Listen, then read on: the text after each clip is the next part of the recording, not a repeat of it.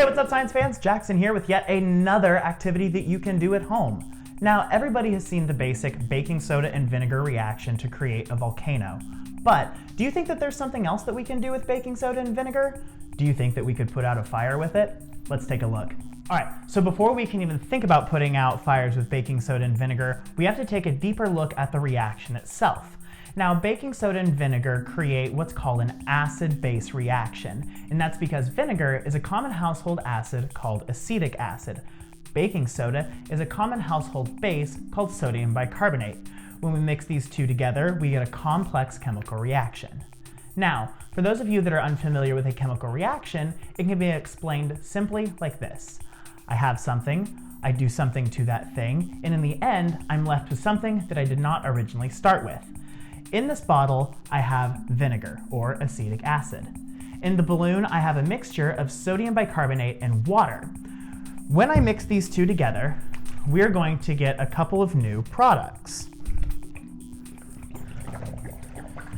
Now, this immediately starts to react pretty violently. In our bottle, we now have a couple new products, or things that we have created. Here at the bottom, we have something called sodium acetate. Here in the middle, we actually just now have more water from when we started, and more water that we have created in the reaction. Now up here, we have carbon dioxide gas, which is what we're going to use to put out our fire.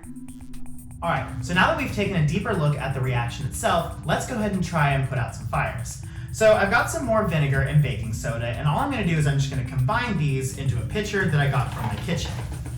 Now, I'm not going to combine all of our ingredients because I don't want to force out all of that carbon dioxide that we're creating.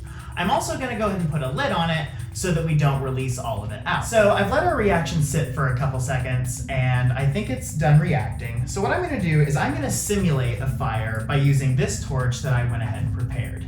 I'm going to light my torch and let's go ahead and see if we created enough carbon dioxide to put out a fire.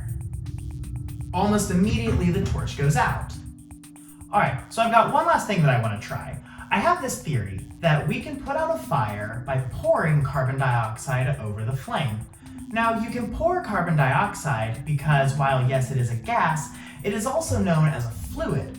The definition of a fluid is anything that is free-flowing and takes the shape of its container. So by definition, carbon dioxide is a fluid. Now, it's also much heavier than the air that we're currently breathing. So I think that we can pour out our carbon dioxide over a flame and put it out. Let's check this out. Now, I want to be a little bit safer about this. I don't want to use my torch. I do want to use a tea candle that I just found laying around in my house. So I'm going to go ahead and light my tea candle. I'm going to uncap our carbon dioxide vat, and let's see what we've got going on.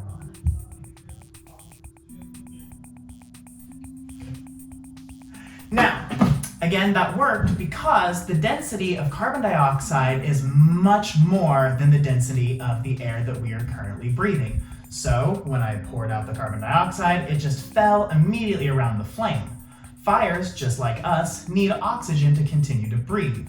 All of that heavier carbon dioxide flushed out all of that oxygen that's around the flame. Flame had no more oxygen to breathe, flame goes out.